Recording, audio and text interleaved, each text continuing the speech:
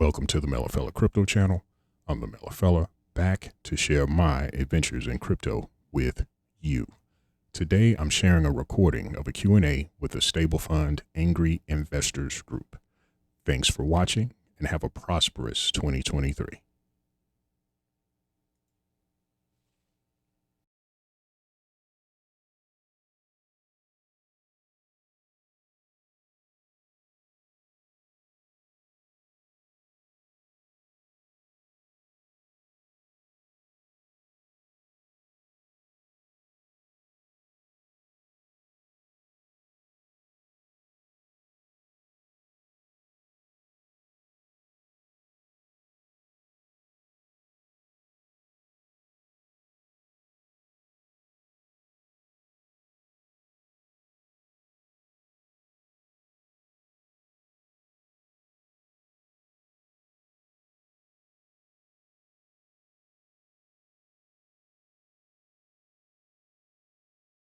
Hello.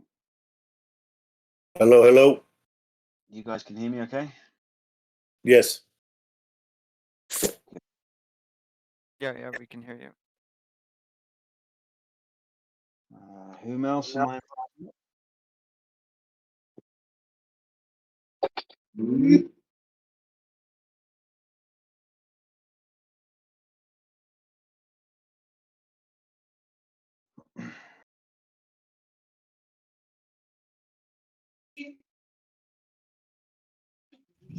Here we go. We're on here now. Is that everybody? Yeah. So just to mention that the founder of the Angry Investors Group could not make it today, and that's Van Crypto. Yes, I was about to say thank you guys for coming. I wasn't aware that he couldn't make it, so he didn't let me know that he wasn't coming, which is a bit disappointing. But there we are. We're all here now, Caught so I us all by suppose surprise. if we should just get started, I guess. So I think everybody knows why it is that we're all sitting here. It's obviously to do with the StableFund saga and your input into that whole process. So I wanted to start by just thanking you guys for coming along. I think it's good that we've heard from Hells and now we can hear from the other side in terms of what it is that you guys are doing, how you're doing it, how you're finding the process, answering some questions about the process, so on and so forth. So I guess if we just start with what it is that you guys are leading at the minute in terms of the charge with StableFund and how that's all going.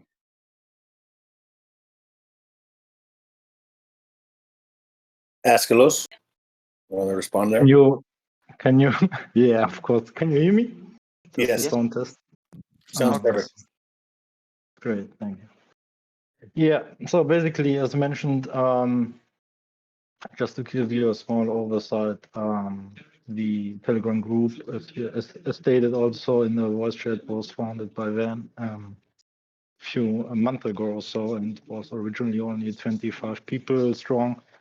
Now all the damaged investors, I think even more are coming every day. I joined this channel, and we are now right about 900 people or more.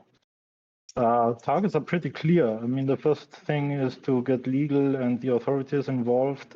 So that's the first step. The other step is to provide those parties as many infos as we can get from the research which we have done right now.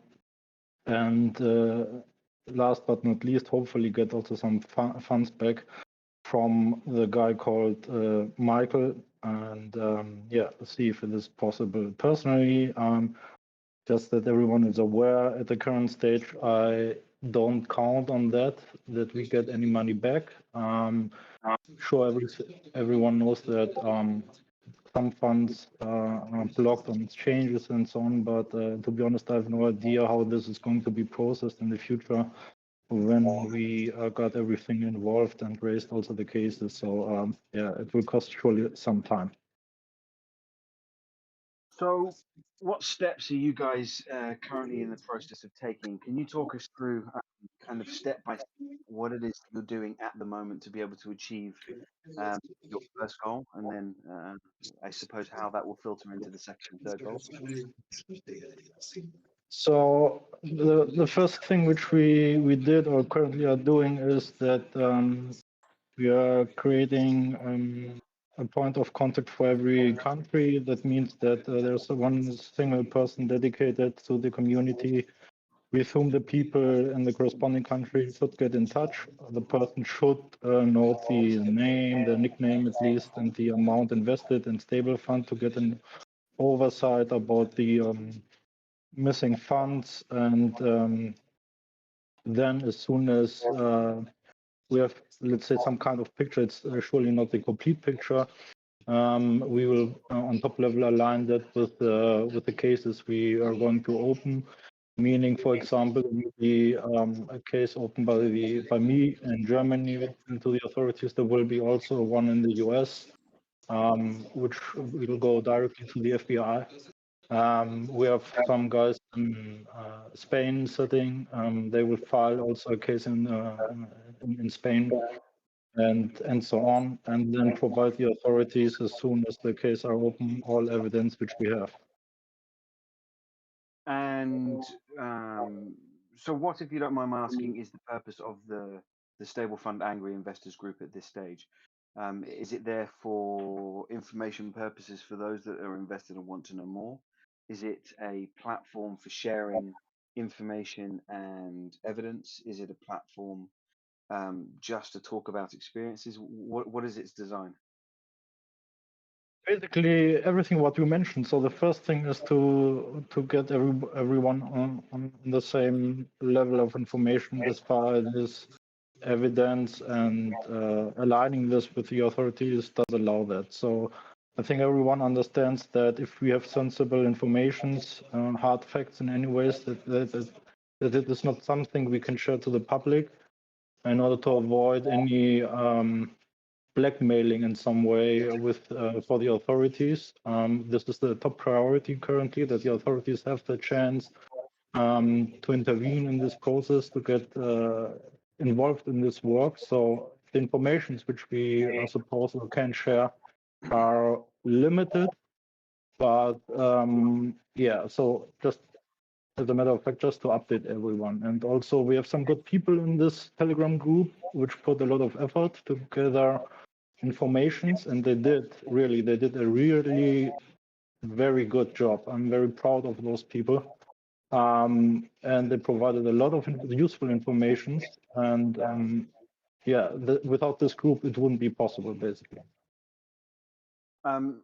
As of yet, have any paperwork to any courts been filed, or are you guys still in the process of collating the documentation to file? Let's say it this way, I am aware that the documents itself in the US have been filled out.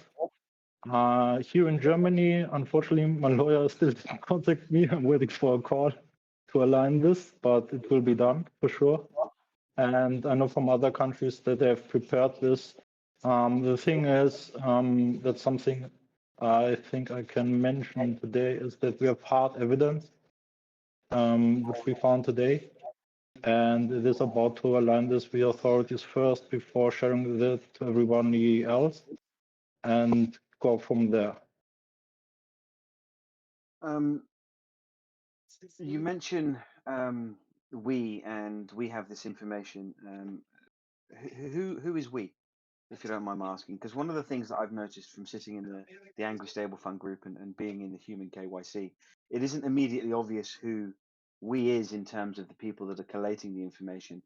And it isn't immediately obvious to me why it is they are the people that are collating the information and are in a position to hold that information private and not share it to everybody else. So I'm just curious to know how it is perhaps that you guys came about deciding who the we was. Was there a vote? Was it something that you guys discussed in-house? Was it a first come, first serve? How did that process work? I wouldn't say that it was a process. So I'll give you an example. My group, or the group in which I work, started 2 months ago with collecting data and information. by coincidence. I know there are several other groups surely working on the two besides my contacts. Just a little, or at least it was, I'm not sure how it is now, but it was in the past, I think, very chaotic in some way. That's why we have created this Telegram group to get everyone on the same side in the boat. I can't talk about other groups. I'm just the one guy here in Germany who has a small group on his side who is working on this actively. And primarily the thing is that I got also additional information from all the other smaller groups via DM. They keep me posted, and so everyone has bits and pieces here and there, and we're trying to align everything in that way. So it's a little bit chaotic. I wouldn't say it's a process itself, but it helps to get step by step the complete picture of StableFund and who I and how agree. it is everyone I is agree involved. with that. The one thing you didn't answer though is who decides and why do they decide what information can be released to public and what can't?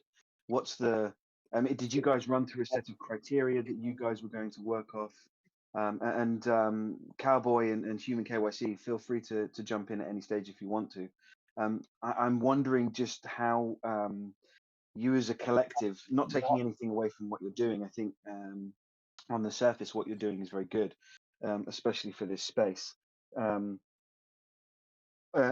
don't get me wrong, some of these questions perhaps are going to be a little difficult to answer, or they're going to feel like I'm attacking you. So I should perhaps clarify, and should have clarified at the start of the Q&A that isn't the case. I'm on the side of making people whole, and I'm on the side of holding people accountable for bad actors, holding the bad actors accountable in this space, certainly ones that take vast amounts of money from people unfairly. However, the position someone like myself finds themselves in is that if I ask tough questions of the protocol, I'm considered anti-protocol. If I ask tough questions of what you guys are doing, I'm considered pro-protocol. So I can never win. But it is purely in the name of making sure that this space is fair and being able to give everybody all of the answers that they need. I know you and I, for example, Ashlos, have clashed in the past in terms of what you believe my position in this space is. And hopefully with that little explanation, it's a little clearer. So circling back to my question, how do you decide what information does or doesn't get put out to the public? Because one of the issues that I see in the group is the lack of information sometimes that then starts to breed a little bit of frustration with people, and then people start to mention tidbits of information that they think they have, or maybe one person in one group has leaked a little bit of information, and that's how kind of rumors start to snowball. So how do you decide it, and on what process are you going to be releasing it by? Well, if can I chime in real quick, Askalos? Because yeah, sure, please. Crypto Cowboy, because I think the obvious answer to that is that I, for one, who is rabidly wanting to get as much information as I can, but I appreciate that we don't want to tip, the other side to the details, because, like in a court of law, the prosecution is obliged to share all of their discovery with the defense, but it's not the other way around. So I think that for a lot of the people who hold valuable information, you don't want to just let it all out there in a unreliable way. And I think for me, having just received the list from Aeschylus about the different countries and who the contacts are, which I appreciate. Thank you for that, Aeschylus. I've yet to been able to get a hold of any of those people. I don't see any of them in this call. So I think, just to go beyond your question, Mad Hatter, that those people that are kind of the point of contact for each of the countries that have been identified so far would, it's better for them, I think, to share information internally as regards to their case, not to damage their case, and give out more information that is necessary, unless somebody is like John just put out the Google file or Google list to be stable fund balance reporting for debt token mintage. I think that something like that is, first of all, necessary for someone like myself who's going to do blockchain analysis on all of the wallets, but also to get people to opt in to a lawsuit in their country. And also from someone like myself, I'd like to join in on Aeskelos's lawsuit in Germany. And I posted some information on December 31st during that AMA, from a German lawyer saying how that can be done. But essentially, I cannot opt in to Aeskelos's lawsuit unless he invites me. So I think, first of all, we are all still kind of collating the data that each of us have, and sharing privately between maybe quote unquote trusted partners. But I think the obvious answer to why is it not being promoted to everybody in the public is because that would give out all of the information that we're working with, and I don't think that's with a public forum where anybody can act like anybody else. And Michael could be in here listening to me now. Hells could be in here listening to me now. I think that we're wary of letting too much information get into the wrong hands. If that, I mean, it makes sense to me, but hopefully it makes sense to everybody else. Yeah, and that's a reasonable pushback, and I appreciate you jumping in on that. So at base level, what kind of cases are you guys hoping to bring forward against whomever it is that you're hoping to bring those against? Are we talking about civil suits that are fraud related? I guess there's going to be some criminal cases brought forward, or the attempts to brought forward. So what kind of cases are we looking at? And also, I think a crucial question is, how are you planning to fund all of this? Because court is notoriously expensive and extremely drawn out. So this is going to obviously be a very long process, and it could potentially be a very expensive process. Yeah, I mean, I can speak only for the German case because I'm, let's say, aware in somewhere with the cost suspension. So in Germany, you can raise a civil lawsuit, which is basically against one person or one entity, and for this you need a lawyer. Given that we are talking here about blockchain, you need a specialized lawyer office. That's why my first bill was very expensive. And then one thing which doesn't cost basically money is if you raise in Germany and file a case basically by the police or with the police. This is cost free. I'm doing both with my lawyer because he is involved in, let's say, both cases, and he will have the oversight of that and ensure that everything runs, let's say, smoothly. So basically, the thing is that everyone in the country where she or he lives can raise a case by the police. And again, I wish everyone to do so, basically, because the more cases there are mentioned to the police, the more files they're reviewing and so on, the more noise you make, and the higher the chance is, basically, to get the attention also on an international level. I know from the US that the guys already getting the FBI involved. This guy will get all the information from my side as well, and any other person, and that's why we have those point of contacts. Any other person who is dealing with the community in his specific country will get all infos I have. That's the idea. So that's the way or the approach we are currently having in order to align everything. So ideally, on a big picture level, everyone will receive the same information from us in the same time as soon as every country is ready. That's the idea behind that. And for me, from the U.S.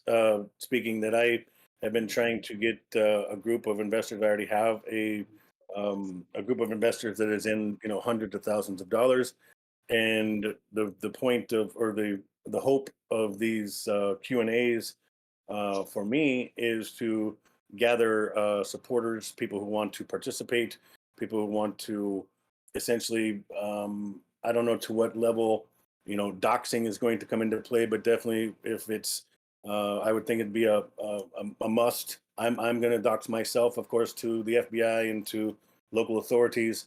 And anybody on this call from the United States, please feel free to DM me, Crypto Cowboy. And, I think that with that handoff that Askalos was just mentioning about any other types of information, I think that he should be, only giving that information out to people who are verified, that have, filed a case, have a case number, are, have vetted themselves, to receive such information, because I know it's voluminous. And so my hope of these calls together is to organize people, encourage people to, in each of those 5 countries that Aeschylus put forward, contact those people. Anybody in the U.S., please do contact me, and we can contact Train Walk number 1 as well. But for my purposes, all intensive purposes of these shared calls is organization, and kind of creating a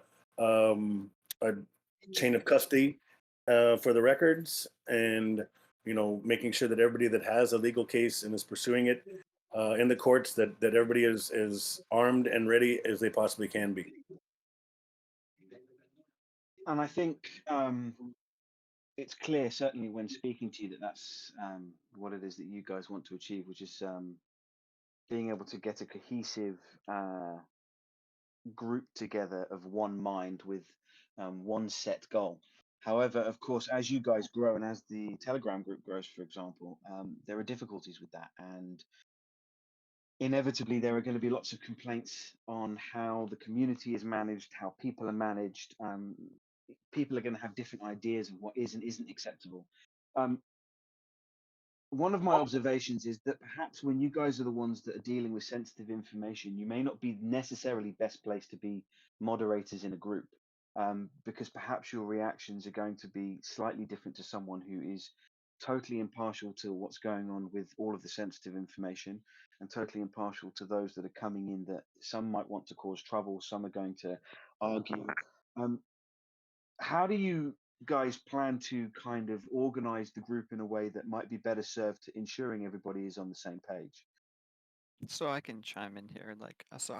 I was kind of keeping my eyes on the Angry Investors Group, and I just joined in, less than a week ago. And because I was involved with Ice in the Watchers group, who kind of initially were just among a few people, basically even before StableFund Road, like when the first contract was stopped, we just kind of started collecting information together. So that's why him and I have a certain level of trust in each other. But basically, I was keeping my eyes on the StableFund Angry Investors, and I was noticing it was a chaotic place. Like, it's Mm-hmm. even, you can see the name, like StableFund Angry Investors, right? And like Mm-hmm. that kind of connotates like the people are angry, and anger is emotion, and it's investors that, there's in my mind there's nothing worse than investors being angry, because Mm-hmm. personally, as an investor, I don't involve emotions when investing, and because I believe that's the worst way to invest. So I kind of Mm-hmm. came in and tried to calm things down, and because there wasn't really much of a moderator role happening, and like, not that I have a lot of experience moderating, but I just wanted to come in and kind of start some moderation, start the process, start like introducing kind of soft and firm rules on what people can and cannot talk about, stop throwing around the accusations. And another goal of mine in the group has also been to kind of profile some of the people who I consider bad actors in this space. Okay. I think you touched on something very interesting there, which is the name of the group. It almost becomes a self-fulfilling prophecy. If you call yourself angry, you're going Yeah, to be looked at as angry, and yeah, I've therefore been thinking you're about going that. to attract angry people into the group. Yeah, There's absolutely. always going to be complaints that people feel that power is being abused in some way or another. You can never get away with that, away from that. Sorry, and some people are going to have a point, and some people won't. And it's a difficult, it's a minefield to navigate. I mean, hilariously, as you and I have discussed, I've been in your Discord twice. I've been kicked out twice, and I don't talk in there. So Yeah. someone somewhere has taken the decision to kick me because they've made their mind up about what my intention is, rather than asking me directly what my intention might be and then taking it from there. So Absolutely. That's the kind of situation I'm trying to avoid. Like now, I'm even like I only have Telegram currently installed on my computer because it's just gotten out of hand. Because I mhm, am directly speaking to a lot of members, a lot of people. I've had to mute people, but as soon as I have ever made like an action in terms of muting and banning, I make sure I reach out to the person and just explain the rationale to it. We've, as a group, we've only banned one or two people, but mhm, we have been implementing these 1 day mutes, which most of them have been rescinded as soon as things were sorted out, and I've kind of been forcing people to apologize to others. I've made some mistakes. I've been apologizing to others. So, we just have to come together as a group. And at this point, even 10 minutes before this AMA, there is an argument, for example, going on in the group, and I just had to clamp mhm. down on it. Like, we don't want any arguing. Arguing's for children on the playground, in my opinion. And I'm also trying to come into this as more of a neutral person because, although I was an investor in StableFund, although I lost quite a bit of money, I lost on S-Rockets, etc. Like I am not expecting a refund. Like I will not be dumping any further personal money into going after them civilly. Um, I My only hope is for more transparency in the space, in like the DeFi space, and to be holding people accountable for the scams and the fraud that they've been running. And that's it for Yes, me. and Well, I'm with you on that. And someone makes an observation that we've been here before with MetaFi, and the question really raised is how are you guys as a group going to be different from all the hassles, the confusions, and the scammers that kind of community inevitably invites? Because that's another layer of complexity that you're going to have to juggle. Is that not only are you going to attract difficult people, and there's going to be misinformation that's thrown around that causes confusion, there are going to be scammers that also target specifically this group. And as it grows, that can suddenly become a very large target of people um, that could potentially again lose a lot of money.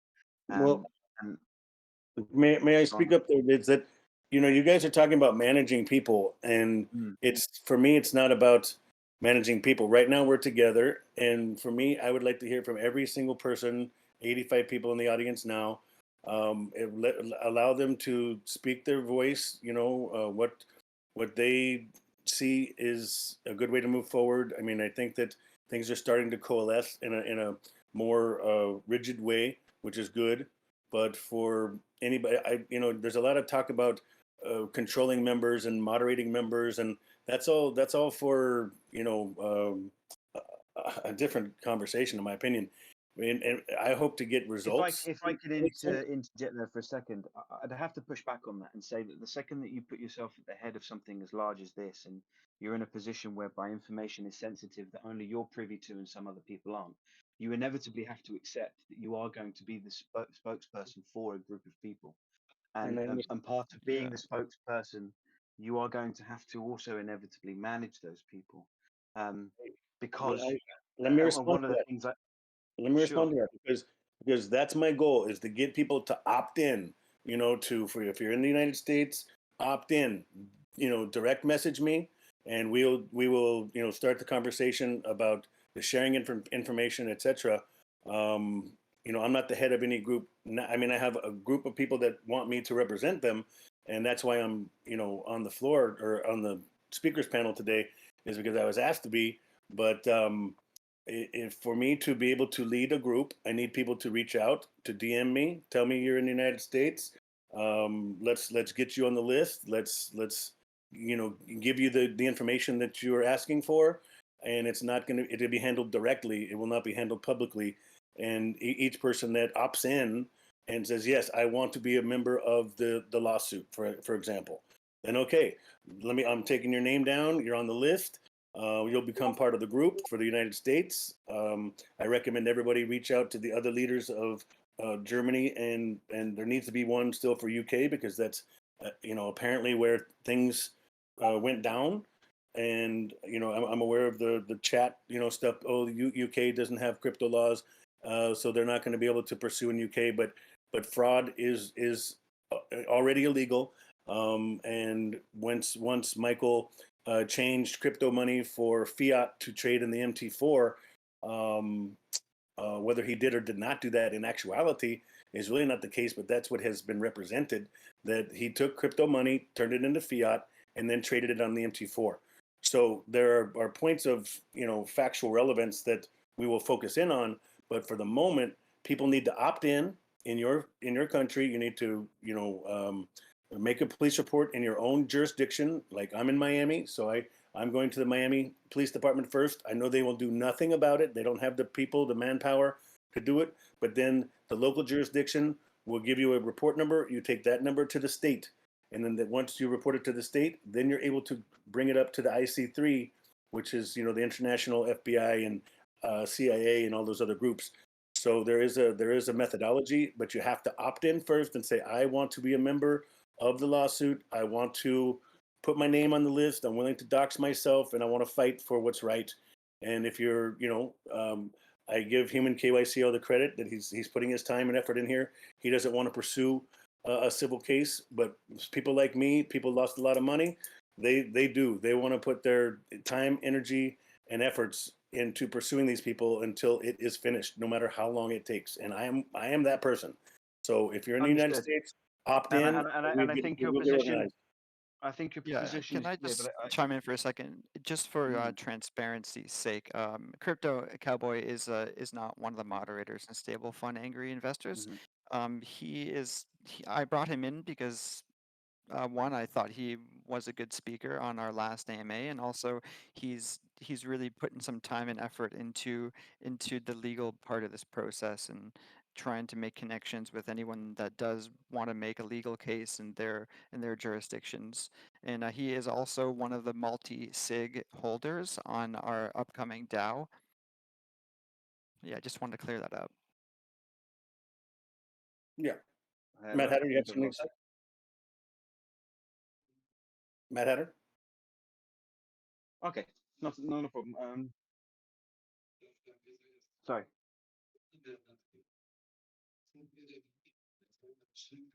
I don't know. Is Ashla saying something? I don't know if it has background noise. Yeah, I don't know either. So yeah, back to what I was saying. I think there's and thank you for clarifying that. I think there's still some conversation, kind of to be had on your approach and how you're going to approach it. And I think it's vital in order to ensure that if for at any stage an investigator or a lawyer from the other side does start to investigate how you guys came about bringing your cases forward, you've got to make sure that you've crossed all your T's and you've dotted all your I's. I mean, what you guys won't know about the founders of our space, for example, is one of them actually is a lawyer in in Europe. Sorry, not Germany, but Europe. And some of us do have some experience with what it is that you guys are going through. So from our point of view, we're always very keen just to see how both sides handle themselves. And one of the things I wanted to raise was that I know Hals in particular has made some complaints, and not all of them unfounded, I should say, about some particularly unpleasant threats, some particularly unsavory comments that have been forced his way. And people have been getting in touch with him in ways that appear to be superseding how you should be doing it legally. What do you guys think of that? And when you hear about it, kind of what do you guys do to mitigate whatever damage that might cause to the path that you guys are trying to take? So yeah, I can kind of chime in on that. So yeah, I can't tell you any sort of things that were happening previous to my becoming a moderator a few days ago, but ever since then, I've been able to make some very clear, bold statements that like accusations, threats, and anything of the sort by our members is absolutely not to be tolerated, and obviously will result in an instant ban, mute, etc. Before that. Maybe the other guys can chime in on that because I just am not aware, but like you said, like we mentioned, going back to what we said, like the StableFund Angry Investors, it has a, like, you're an angry investor, so there's going to be a lot of angry people, and there's a lot of people that have gone out of their way maybe to privately try to get in touch with Hells. I'm sure, you know, during the first couple of days, there's a lot of angry people, you know, and I've heard all about this, and like, personally, I have a lot of sympathy for Hells, because we don't really know what kind of situation he's in. We don't know, you know, he could be suffering some sort of mental illness. You know, we don't know. You know, none of us are in his shoes. We have no idea, like, what extent that he was involved in StableFund. Personally, I've never had any personal interaction with the guy, but like, for me, I'm someone who likes to listen to the tone of people's voices, and like, you know, at this point, I do feel bad for the guy, and like, I hope he is safe and secure, and like, and yeah, and that's all I have to say about that. I echo that sentiment. I'm not taking away from anybody that feels angry and frustrated, and certainly holds him accountable for his part to play, because let's face it, as we all know, Hells have certainly appeared to be a very integral part of StableFund. So I would like to say something. Sorry, Matt, if I interrupt you here, but seriously, I would like to point one thing out of this discussion. He himself admitted by records, but we have an audit file from him where he admits that StableOne was a Ponzi. Okay, we have the records, we have the audio file of that. Okay, so someone, regardless how deep he is involved in this whole project, someone who has this knowledge and admits that one of those projects, and there are more than one, is a Ponzi, and still works for this guy called Michael, should be aware of the impact on his life, honestly. And I'm going to chime in on there, and I'm not sympathetic to Hells whatsoever, not one little bit. I don't want people, you know, putting out I think what I'd like to do is invalid interrupt you threats. both. I think what I'll do is interrupt you both and just finish my thought, if you don't mind, and then of course you're free to chime in. Absolutely, I'll give you guys the floor. I was saying that I do echo the sentiment that I do feel sorry for him, because while I understand that he has admitted to certain aspects of the project that he was involved in being a Ponzi, we simply don't know the circumstances yet by which he was fully involved. I mean, whether we like it or not, at the moment, a lot of what we're talking about will have to be conjecture, and it will simply be us guessing based on the pieces of evidence we have. Now, obviously, you can make an educated guess that someone has had more of an involvement, knew what they were doing, and I certainly agree with you. And I also agree that to an extent, that person needs to understand that there are going to be ramifications if things go wrong. I don't know if I can accept and agree that those ramifications should be death threats or threats on your family, or threatening to go around to your girlfriend's house. So, however hard lined and hard nosed you guys would like to be, I don't personally think there is any space within DeFi for that kind of behavior. Because if you condone it from one side, you have to condone it from both sides. If you want to get rid of the bad actors, you need to be a good actor. If you want to be on the receiving end of the highest possible professionalism, you need to be the highest possible professional. And if you're not prepared to be that, you can't ask it of others, right? We should be the change we want to see, first and foremost. So I can understand why people are upset, and I can certainly understand why they would want Hells to be held accountable.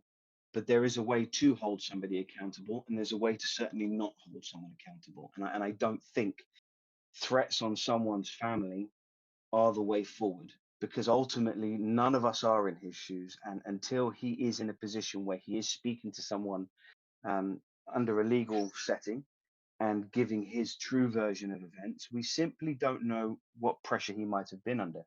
We don't know if there were puppet masters in the background. We certainly don't know if he was the puppet master, which kind of brings me full circle. And then I'll give you guys the floor to kind of hang Hells if you want to. But how are you going to determine who and who should not be held accountable? What constitutes bad actor versus someone who got in too deep and simply failed at something that they were trying to do in earnest? And I think that's a real crucial question for this space. Skilis, would you like to start? So just I would like to address this maybe first. So first of all, Matt, I'm totally fine with what you're saying and agree to that. So again, this is not about threatening health or not. What I'm trying to say is that he was basically involved in a lot of pre-versions of StableFund, and he still used to work for Michael and was paid by this guy, and he still used to defend this project. That's a decision which he made. And of course, there are a lot of angry persons, and of course, there are a lot of, let's say, a lot of stupid angry persons who do stupid things as a result of the rug, of the fraud which was caused by Michael. And I also do agree that we have no idea how deep he is involved in StableOne, StableFund, Rocket, and all the other scammy projects. And nobody here, I would say, can answer that. The only thing I know is if we raise, and this is something we will do and are doing, if we raise the lawsuit or the investigations by the authorities, this is something which will clearly be on the table and the truth will come out. That's why we are approaching this and with the authorities. And then after this, after a court has made a decision or we have all the information on the table, after that, and not before that, we will be able to say this guy is guilty or not. Again, we made a clear announcement in our Telegram that threats are not our way and are not a good way to approach this case in any ways. Absolutely. And for myself, I've never made one threat. I'm angry, but doesn't mean I'm, off the handle, because I'm not. I want to be intelligent about this. And as Eskilos said, we need to collect whatever evidence can be contributed from each stable fund member. If they have their own unique piece of data or information, then we need to collect all of that and give it to the authorities and let the innocent be innocent until proven guilty. And that's just fine with me. So we want to get it into the hands, get all of the information as much as we can possibly continue to collect, get that in the hands of the authorities, and let them do the process that only they can do, because we do not have the power there. I think Human KYC has done a great job, along with the other mods of this channel, keeping out those type of people that are threatening. I think that's kind of a thing of the past, and people are going to sound off in their own, what they may think is comical ways, but may sound to someone else as very serious. But I think that the goal of this getting more and more focused is to, again, eliminate those type of people from who wants to take action versus who wants to just talk smack. And that's my goal, is to deal with people who want to take action. And I will take my time and energy and devote it to stable fund members who have been stolen from, have been defrauded, and who are angry. And we'll do it in a smart and intelligent way. Absolutely, I can add to that. Like back again to the name of the group. I think the group was probably hastily made a few months ago, as far as I know, and maybe we will consider changing the name, because, in my opinion, we need to act now and speak in a more professional manner, because we're not children. We're all adults, and we're dealing with potential crimes. We're dealing with heavy amounts of finances. So. Yeah, I'm just trying to take steps into making the place more friendly, more coherent. Yeah, so I have people, like, if anyone ever wants to DM me, if they see anyone from our group making any threats, talking nonsense anywhere else, please let me know. Send me a screenshot, and I will reach out to them and get them banned, because at this point, since there are legal cases going on around the world that I'm aware of, we have to carry ourselves in a professional manner. And on that note, I would like to bring in John Greenwood. He has been so kind to donate some of his time to us and giving us some advice on how we can actually get things rolling from a technical and legal perspective. And maybe he'd like to chime in, if that's okay, Matt Hatter. Yes, of course. By all means.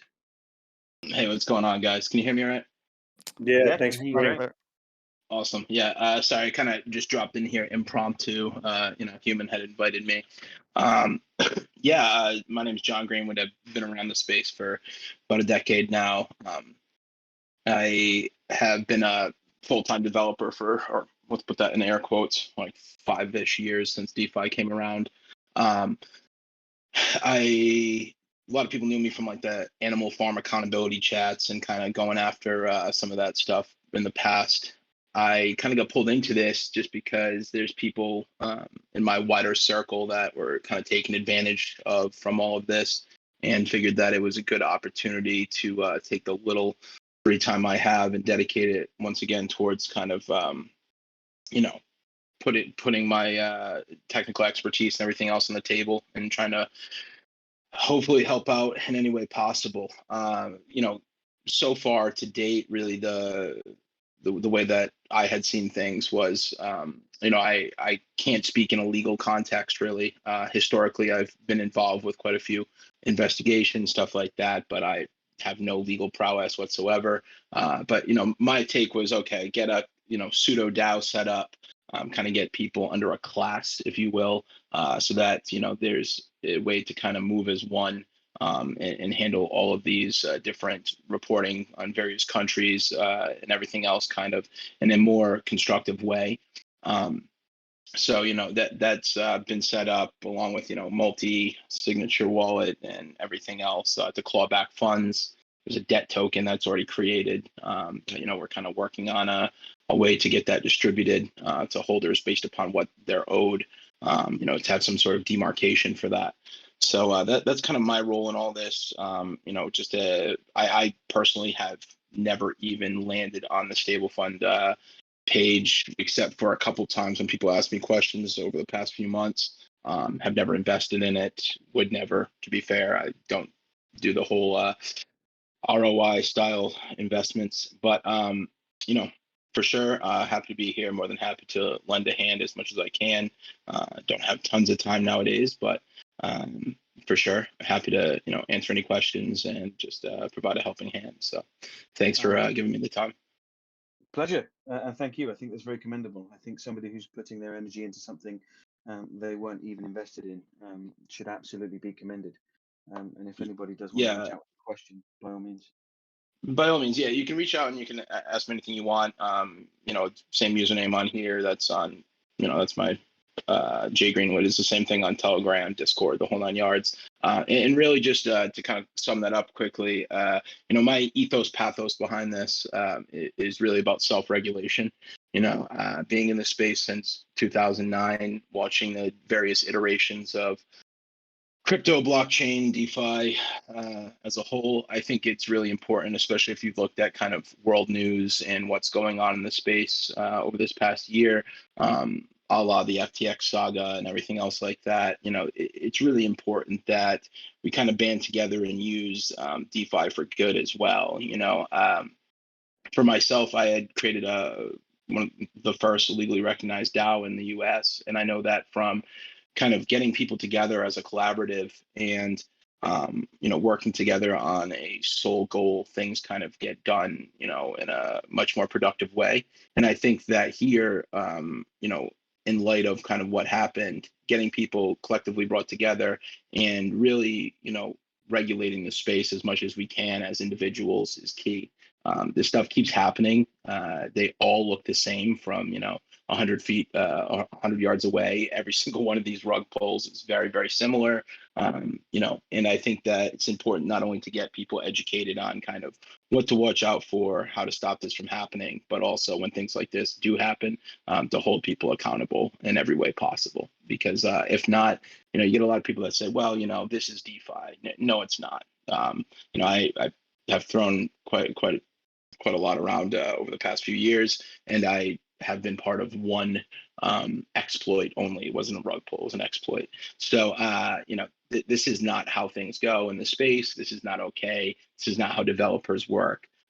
This is like pseudo gambling. So with that being said, really just, my 2 cents is, I'm here just to make sure that people are quote unquote held accountable in whatever way I can, and to ensure that this isn't just going to continue propagating, Binance Smart Chain type, ROI DApp scammy things that take place all the time. It's got to stop. So that's kind of why I'm here. It does, Absolutely. but I pick up on something that you said, which is that we should also use DeFi to do good. I think one of the key points is that has to come from both investors and protocols as well, right? The investors have to put their energy into also trying to do good with DeFi, and perhaps there is scope in this space for how people treat one another. I think because one of the things that I have noticed from all of this, and it's always the case with rugs, but particularly with one as large as this, it brings out the ugly of everybody. And there is almost no exception to the rule. There are very few and far between. I mean, a couple are sitting here talking to me now, but there are very few and far between people who can kind of put emotion aside and not let the ugly come out.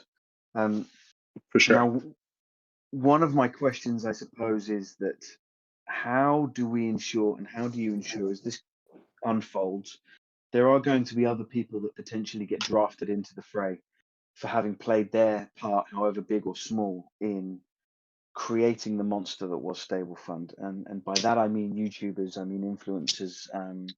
If they're not on YouTube, I mean people that are well-known investors who encourage people to jump in. Where do we draw the line in terms of their involvement and ensure that it doesn't become a court of public opinion? I I can mean, kind of chime in on that as well. sure.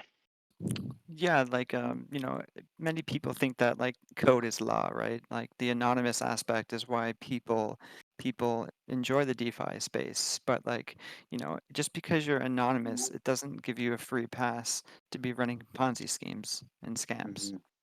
And Agreed. people are being taken advantage of that. And now on top of that, I can see that the majority of investors in these projects are not seasoned investors, they're not educated investors, they're not experienced investors.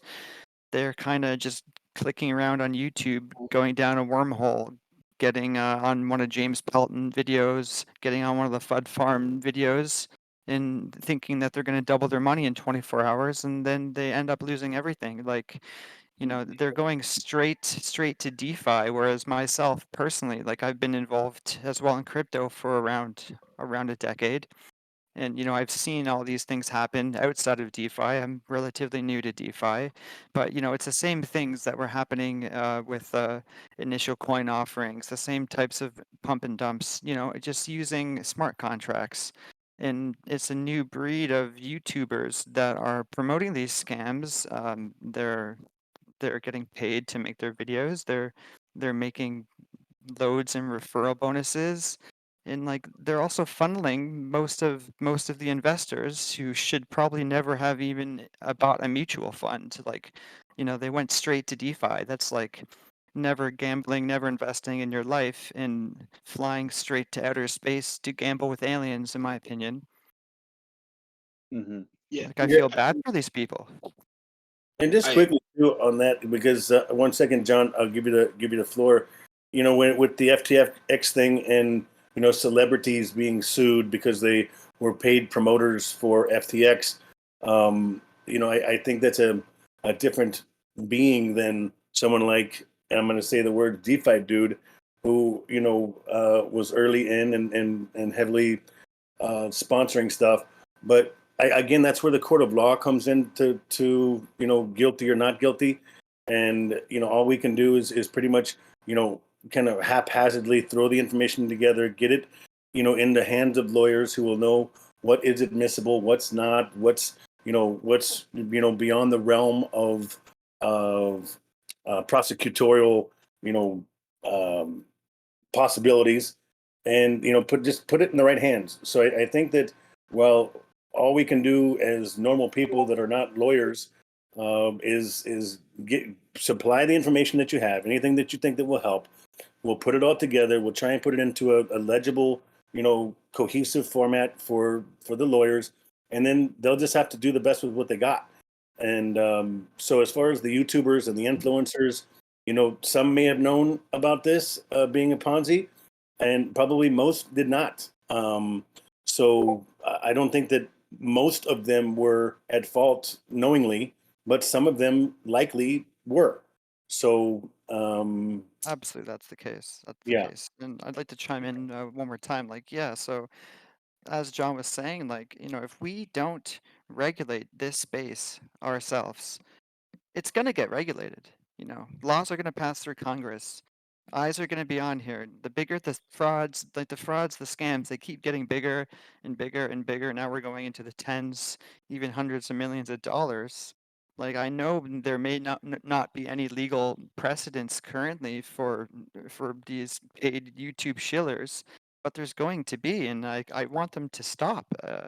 And I've seen some of them are kind of feeling backed into a corner, and they're taking down videos, and I think that's a positive thing, because it's just awful that these games are 99% of people are losing, and they're being told that they're going to win.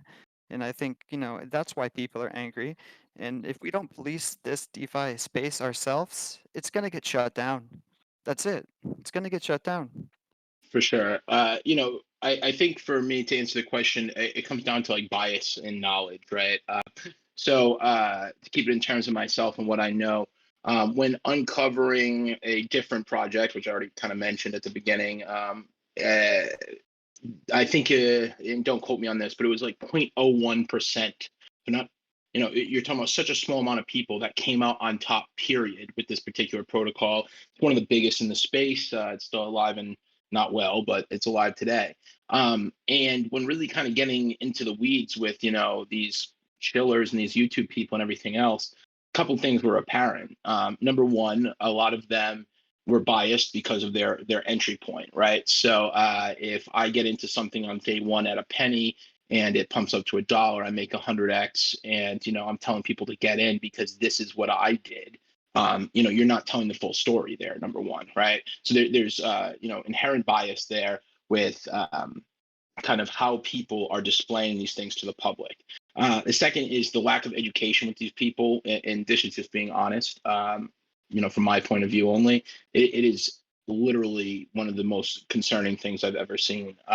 The stuff that I've seen in YouTube videos, specifically in the past year since being really exposed or spending more time in the BSC ROI type space, was absolutely egregious. I mean, you had people that didn't understand how APY worked and how compounding works. I mean, all these little basic fundamentals that you should probably know before you start selling these things to other people.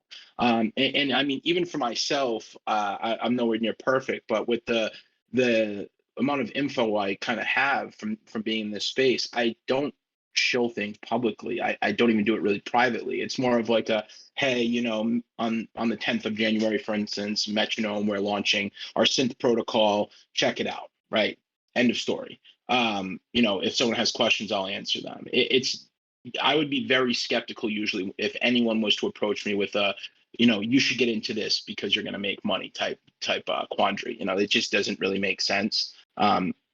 So that, I think the line where it's drawn with these types of like shillers and everything else, for me, is kind of which group they fall into. Or were they just like ignorant, or were they knowingly ignorant and trying to get people as exit liquidity? And that's really a hard determination to make. I think, going the legal route and everything else, as well as the court of public opinion, is probably the best route with this.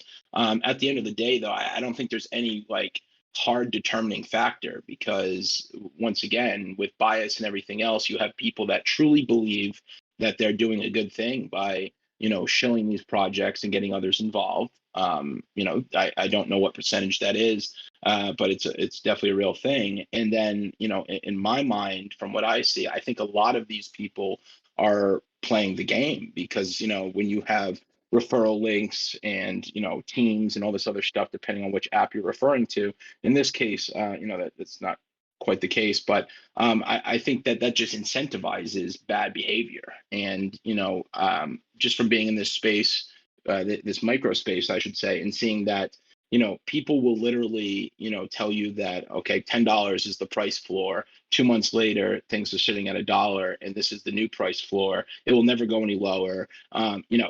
It's a recycling of terms and a recycling of pitches over and over and over. That, for me, is the determining factor. If you look at people's history, if they've been out there for 6 months and they just kind of keep reiterating themselves and they say kind of just what's going on within the protocol, I guess we can call that, just ignorance, right? On the other hand, if you have people who are literally rewriting the book they wrote, the week before with this new stats, okay, this is the entry point. This is the place to make money, whatever it may be. That for me is usually the indicator for, well, yeah, these people are doing this maliciously. They know that this is not sustainable. They know that this is a Ponzi scam, whatever. They know that these numbers are not legitimate, or that this isn't what's going to happen for the average person, and they continue to do so. So that for me is kind of, and obviously that requires watching their content and really breaking it down and everything, which, I mean, I don't know who has the time to do, but I would definitely like to see a semblance of holding these people responsible that are not the protocol developers. They're not the rug pullers per se, but, I usually find that these people are, especially at the highest levels, if you pull the top 5 YouTube shillers for any particular project, either they started shilling because they were connected to the team and paid to do so, or they started shilling, got so big, and then they have a connection with the team because of that. So usually there's like that conduit there that's grown beforehand or as a result of, which makes them complicit. So that's what I would have to say. I agree. Just Go on, sorry, after you. No, after you. Matt, yeah, sorry, I just wanted to. No, don't apologize. You didn't get your chance to speak. I should apologize because I interrupted. After you. Okay, everything good. Yeah, I just wanted to say a few words. So, first of all, I'm a bit scared by the behavior of us, of the investors, basically, due to 2 facts, I would say. The first thing is what everyone mentioned here is education, meaning that people ape into those DeFi projects without making proper decisions.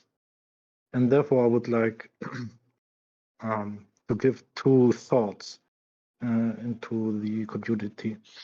The first one, and this is an economic rule, is the higher the IPR or IPY, the higher the risk. So everyone who aped into StableFund, me including, was willing to take the risk. In good faith, I guess everyone believed that there are some bots involved and the project is legit, and well, everyone got another lesson.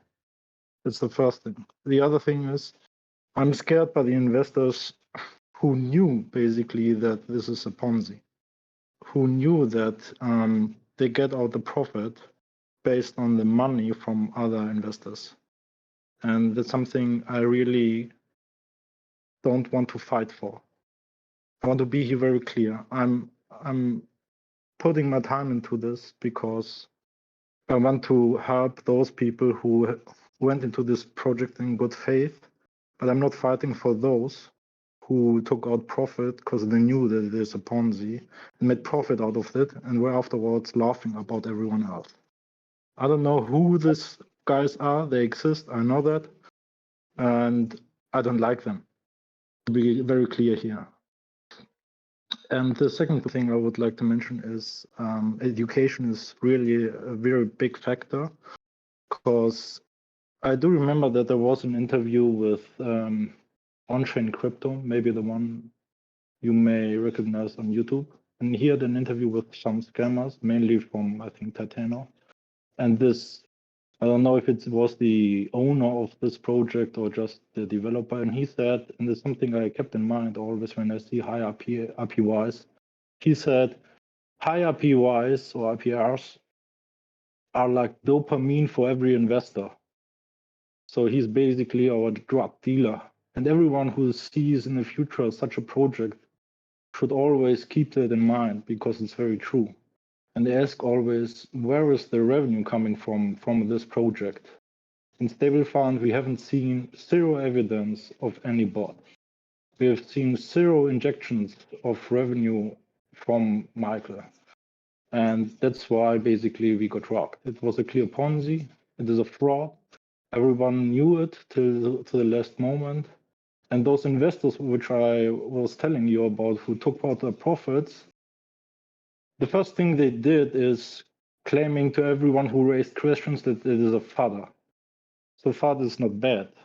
It makes everyone aware of the situation, and everyone should get, if he raised, let's say, questions and concerns, a very valid answer from the owner of the project. And if he doesn't do that, he should leave instantly this project. And that's why there are people out there who ask for a refund and did get nothing. There's a lot to unpack, and I don't necessarily know if we would manage to get through all of that in one evening, I suppose. I agree YouTubers should be held accountable. I think that's very important. I think perhaps for me, in my mind and my personal opinion, that for those YouTubers, maybe the first step should be reaching out to them and speaking to them about it. And those that are willing to speak should be commended for it, because not everybody, I think, jumps into a project or shills, for lack of a better word, a project because they are wanting to scam anybody, or because they necessarily know that there is something nefarious going on. Sometimes people do it with good faith that it's going to be able to deliver on its promise, and that simply doesn't happen. And I just worry that, what we don't want to do is become judge, jury, and executioner, and then end up spoiling this space for ourselves because we are not able to manage how we deal with people in this space. For me, that's absolutely very right. important. So we've been able to already on our channel. We had an AMA with DeFi dude. He just kind of showed up in our channel, and we did one impromptu, and he was able to explain himself. And tomorrow, I've been in touch with the YouTuber Crypto Phil. I don't know if anyone knows who he is, but he was a heavy promoter of StableFund. Like, I'm talking dozens of videos, I think. Can't see now because he's actually nuked his entire channel, other than maybe 6 or 7 charitable videos. But he was doing shilling for dozens and dozens of different DeFi projects. And now if you go to his channel, there's just a few charity videos left. I guess he nuked his StableFund videos and an hour later nuked the rest of his channel. But yeah, he's going to come do an AMA in my Discord group, and that's the Watchers V3 group, the Human KYC / Watchers V3. We'll be doing that tomorrow. So yeah, like, I'm encouraging these people to come speak with us. And at the same time, if now after StableFund, like, pretty much everyone in this space, this micro space, as John mentioned, because it is a micro space, it is a very small niche. I kind of call it like the dumpster sewer of DeFi even. And then a lot of people in mainstream crypto blue chip stuff think DeFi is the dumpster sewer, but like, this is basically hell. Now that everyone's aware that, like, shilling these Ponzi's is losing like 99 point whatever percent people money, like, they need to become aware of that, and they need to stop. And we're just encouraging them to stop. And yeah, we'd love to talk to any YouTuber. Please come to our group, wherever, DM the mods, and like, we'll give you a platform to speak. And that's it. We're not throwing anyone under the bus, but this StableFund incident is the line in the sand that's being drawn. And if you're still shilling DeFi, Ponzi, smart contract, like, there's going to be a legal precedent set for this eventually. And so we want to have to self-regulate. So people need to stop. Yes, I agree. I suppose one of the most important questions now I'm going to ask, and this is one of the things that a lot of people are joining your group for, and maybe perhaps listening for. With all the research that's been done, with all the information that's been collated, in your opinion, across the board, is there any money left to refund anybody with? You know, there are some that will aggressively say, forget about the refund, it's not going to happen. This isn't about that. It's just about holding people accountable. There are some that say, actually, perhaps money can be refunded. So I think it's good to let everybody know and be transparent with people in terms of what you guys have found, whether or not you believe there are any funds at all that could be recovered at any stage. Yeah, I can chime in just for a second, but I don't have a lot of the details. But I just do know that, yes, like when V1 shut down, they used it as an excuse that a few different exchanges actually locked up their funds due to users basically self-reporting to the exchanges, and the exchanges basically locked up the funds pending.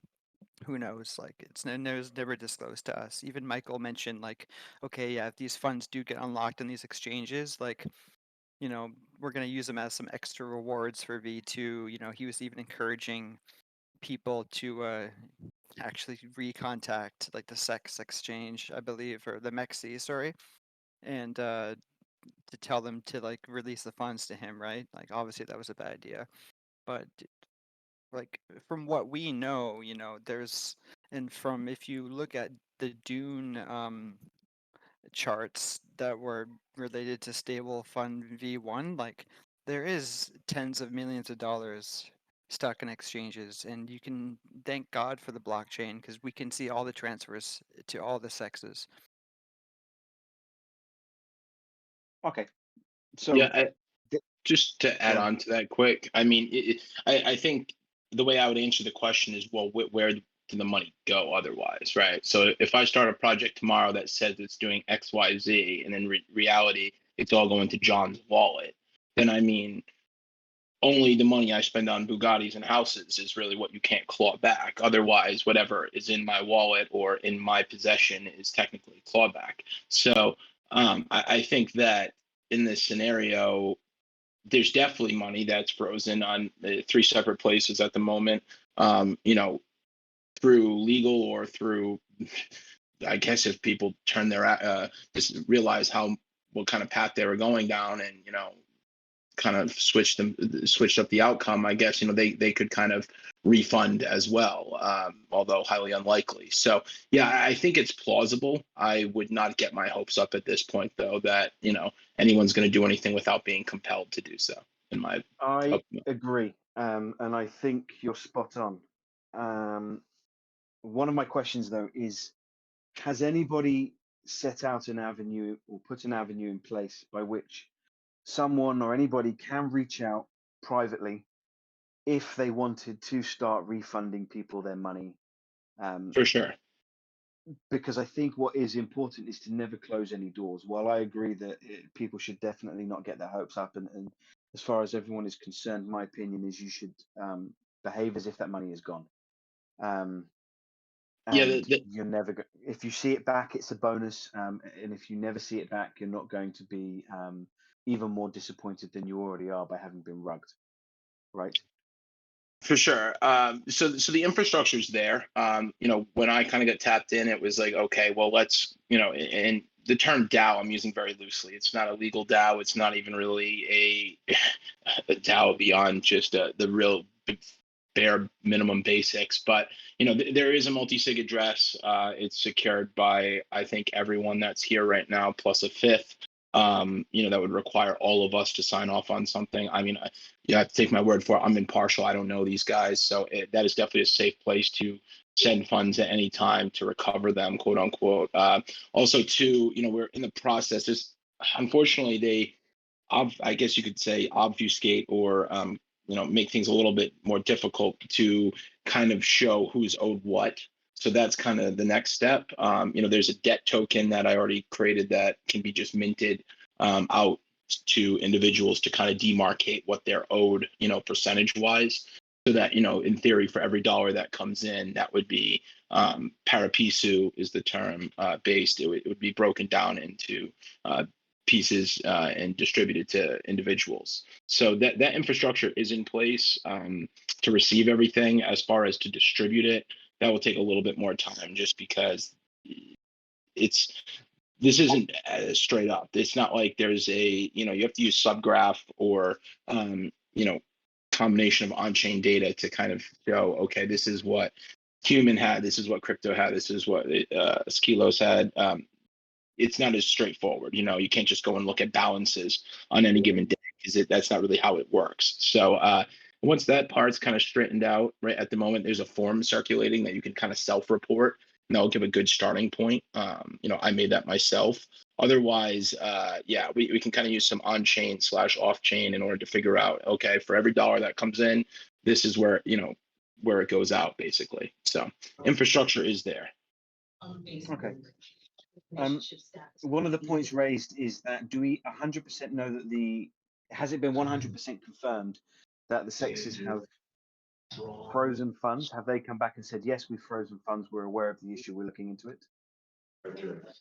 So I'm losing track of time here with the new year and everything, but I'd say 72 hours ago. No, it's more than that now. A few days ago, when I first got involved with this, I made a breadcrumbs report, traced funds, did a couple of different things. I have not really shared that with anyone because I kind of want to stay impartial. But at that point, kind of an exchange crossover chat I'd hopped into and shared that. And it is tentatively frozen in a couple of places. But I think where things get interesting is that, in my experience and just in general, these exchanges need, depending on where they're located and depending on what the law is in their locale, they may or may not kind of continue holding that for X period of time, right? So because otherwise I could just say, oh, okay, well, I send human $1,000, he rugged me, and hold his funds, and then what is he supposed to do? Prove he didn't? I mean, that's a ridiculous thought. So I think in this case, though, because of the scale of it, I would say that these will probably stay locked for a little bit. Now, with kind of the legal entities getting involved and all the reports people have made to exchanges and to local jurisdictions and everything else, I would like to think that they will stay there for a bit. But, I would take that with a grain of salt, just because historically, that's not always been the case. It's a good sizable amount, though. So I think that the exchanges at this point, especially with this past year's precedents and kind of what's been happening, as mentioned, self-regulation here is key. Otherwise, you're going to have mass regulation, as well as it's just going to, taint the whole industry. So I think from their point of view, they're probably going to err on the side of caution that, hey, we're going to hold on to this, and, it needs to be proven in some way that this is at least legitimate proceeds. Also, to closing, the amount is large enough where it wouldn't be able to be offloaded in a single transaction in any jurisdiction I'm aware of without setting off multiple red flags. So, to actually physically totally offload without using Tornado or something else to obfuscate it, it would be pretty hard, because, I in the US here, if I was to just dump, $5 million into my bank account, there's going to be a couple questions about that at some point. So, that's kind of what my point of view, where we're at with that. Sure. But just for absolute full transparency, what I'm getting is that the CX has not necessarily said that they've frozen it, but by way of process of elimination, you assume that they will have at this stage, or at least if someone was trying to withdraw fiat, it would be a slow process, and there would still be monies sat somewhere. Yeah, kind of. So basically, when you make initial reports through like official channels, so Breadcrumbs, Nansen, a couple other tools have exchange reporting functionality, as well as there's some legacy kind of Telegram groups and other stuff for investigators, stuff like that, where those teams hang out in, along with other auditing firms, stuff like that. When this was kind of shot out there, they usually act on it. Now, they don't really give a statement, though, as far as like, oh, hey, we're Coinbase, John stole $100, we're gonna lock this until August 7th of next year. Like they just don't come out with that stuff. So you can see that nothing's moved beyond 2 endpoints. A third kind of did move a bit, but nothing's able to be moved at this exact moment in time as the last time I checked. As far as why it's unable to move or for what time, though, they didn't make any comments on, in full transparency. So as of right now, I would say that, to the best of my knowledge, no one knows exactly how those funds will be retained by exchanges, and even if they will be. But as of this moment, it appears that they are. Okay. I suppose from my point of view, that's there's so much more that I could talk about, but I know that I've had you guys for now an hour and 20. So what I want to leave it on is maybe a piece from each of you individually. A lot of investors have had to eat a lot of shit with this. Excuse my being frank, but they have had to eat a lot of shit. And in the Telegram group, there's a lot of angry people, as the group name suggests. There's 921 members and growing. Perhaps each of you wants to kind of talk very briefly on something positive that each of those members can do.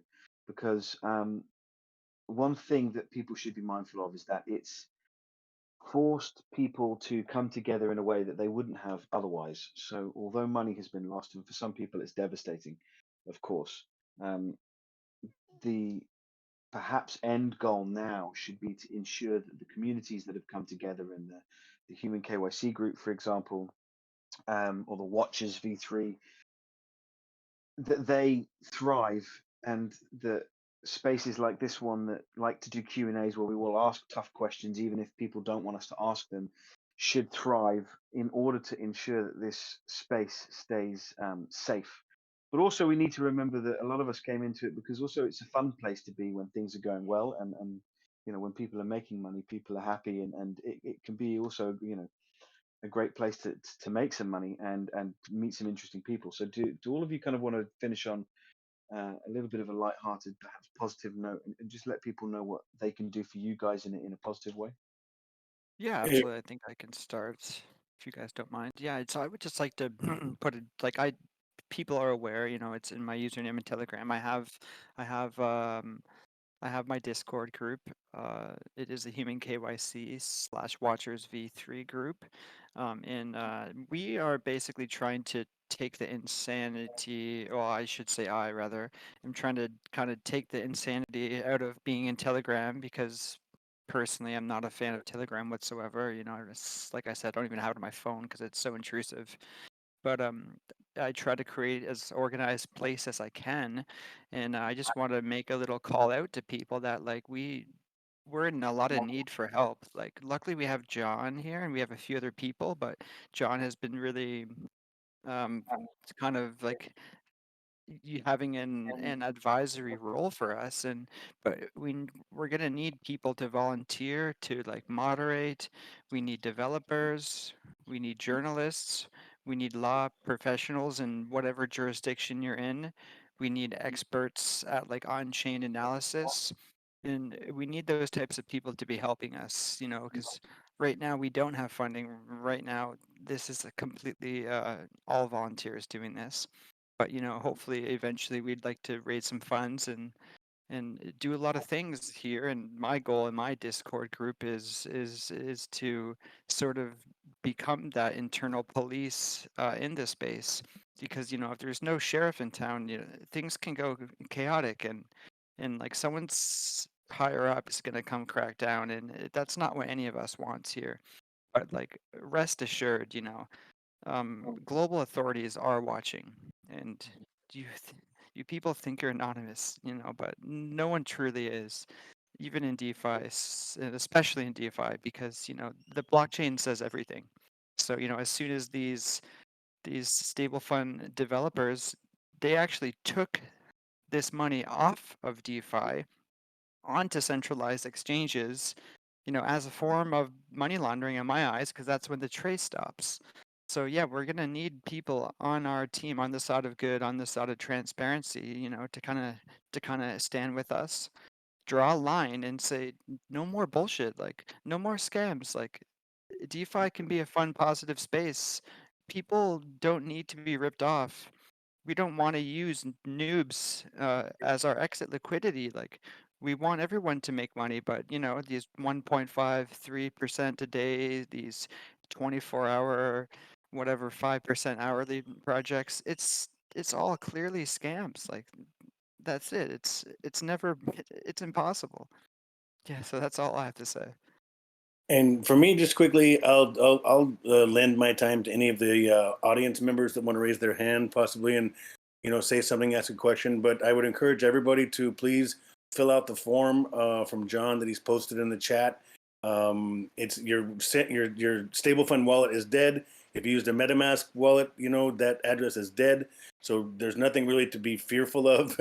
We just need that information to comb through the tens of thousands of transactions to verify to the authorities that this money was actually taken from one person and is in the hand of another. So I highly encourage all of you to fill out that form, and that wallet is dead. So don't be afraid of disclosing that information. And then go to Human KYC Discord if you're able to help at all. I'm a blockchain analyst as well. And we need more people because it's very tedious. For those of you who have experience know. And thank you, John, again, for all of the help that you've given us. And if anybody else in the audience has something that they would like to say or offer, then please do. And please DM me if you're in the United States and want to get involved. Thank you. Yeah. Oh, sorry. Let's go down the line here. I'll let you go first, man. Yeah, last but not least, the German guy. Yeah, I would like to say mainly thank you to the complete community team, because well, basically you gave me my faith to the humanity back. So many people DM'd me and assisted me with the complete process. The information, provided information is intel and whatever people can imagine. We have still to go some way to we can have really results on the table.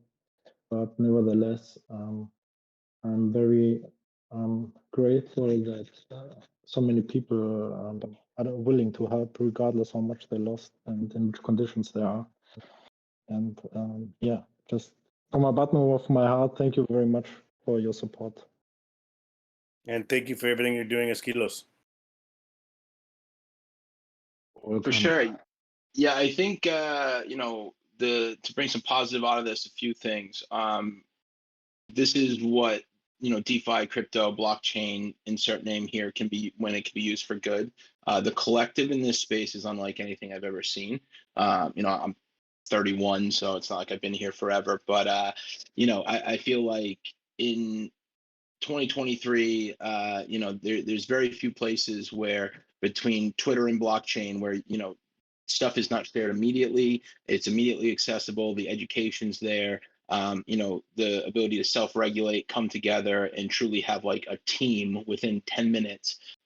That's something that not only is quite available nowadays, for asking questions and everything else, but also I highly encourage this, right? In all the teams I've ever been part of on mainnet, on rather large projects that are still there today, you get a lot of people that are saying, oh yeah, well, they're either asking, how does this work? Or they're saying, well, I don't like the way this works. You get feedback, etc. This needs to be something that's all right and encouraged. I'd be more than happy to take a grilling from anyone at any time, that first of all. Secondly, as far as, kind of the takeaway, I think that for me personally, which had nothing to do with any of this, DeFi fundamentals are truly the way forward, or at least the interim. By that, I would say that, for me in this bear market and, in general at the moment, since DeFi inception, have been involved with DeFi fundamentals. What are fundamentals?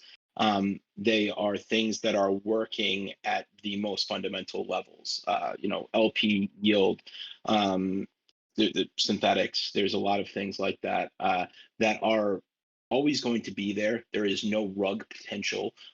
There is, a lot to be learned there. And I feel like I see a lot of people hop into this space because, John told Jerry that he should get involved because of I made $1,000 off 100, you should too.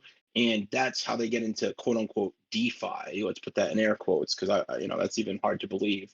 That's what you would call it. But people they're not educated and they don't understand that this isn't how things work in general. And then this isn't DeFi, or if you brought this stuff to mainstream developers and said, "Hey, do you think I should hop into this?" You wouldn't even get an answer because of how ridiculous that question is.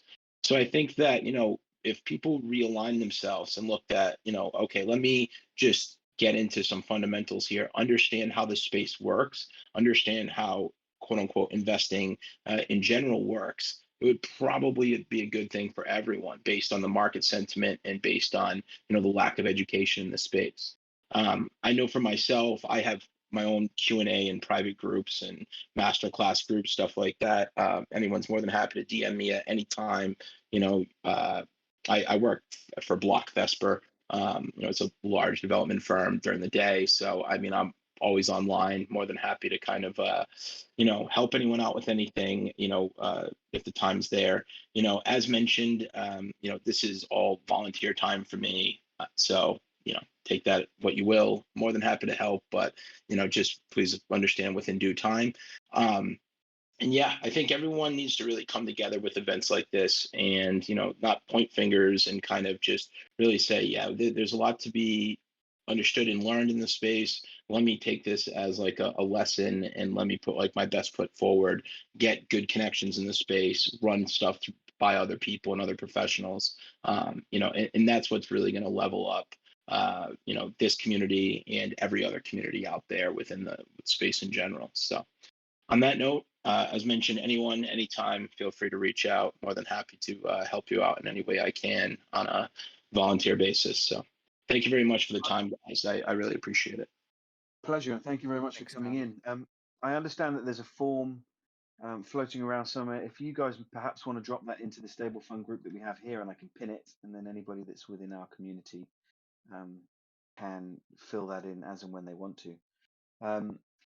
From our point of view, from the Pillars point of view, and my personal point of view, is I think just having some interaction from you guys is vital to us being able to continue to do what we do. We don't get paid to do any Q&As. We don't get paid to run the space. We do this entirely for free and in our own time, and we're going to continue to do it. And some people are going to hate the sound of my voice. Some people are going to enjoy listening to me. It's just the way it is. But I'm always going to be here to kind of push people a little harder and ask some tough questions. And at times it's going to be uncomfortable. And at times it might seem like we're playing the other side and actually we've flip-flopped. But one of the things I can say as an investor is I do flip-flop. I change my mind all the time. And I think that's a healthy thing. 1 minute I can see an argument to defend something, and then the next minute I get evidence and I think, actually, no, it's indefensible. And then something else crops up, and so I'm always going back and forth with myself. So yeah, I just I appreciate everybody coming to listen. And just can we possibly take some questions? Maybe if somebody has their hand raised. I've been asking community questions as we've gone on with the Q&A. So okay. So the way we do things is we get people to drop them into the community question section, and I'm reading as I talk. Gotcha. So yeah, I just thank you all, and just come in and chat to us in here. There are different rooms covering different protocols. There's a suggestion box, and collectively and collaboratively we can weed out the bad apples, and we can focus on some of those protocols. And there are some that we cover in here that have not only been around for a long time, but are consistently generating money for people in a way that is sustainable. And I think that's what we're all here for ultimately, right? So, gentlemen, thank you for being here for an hour and a half. I appreciate it. Thank you very much for coming and answering some of the tough questions. I wish you guys obviously luck on what you're doing, and I'm going to be watching with a keen eye, and will be helping any way I can. Thank you. Thank you as well, everyone. Thank you. Bye. Bye. Enjoy the rest of your day. And I hope to see everyone tomorrow at our AMA, our first AMA in my group. And